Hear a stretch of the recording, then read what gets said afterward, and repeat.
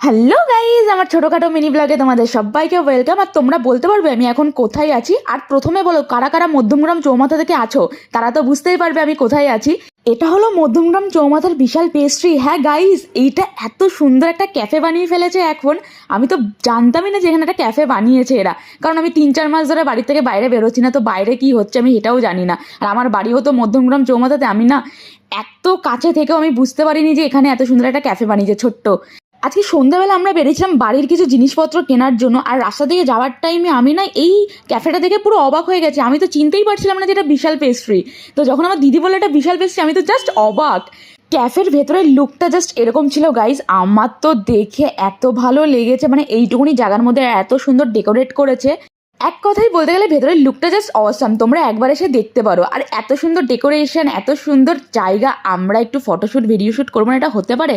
তো এখানে video shoot করতে করতে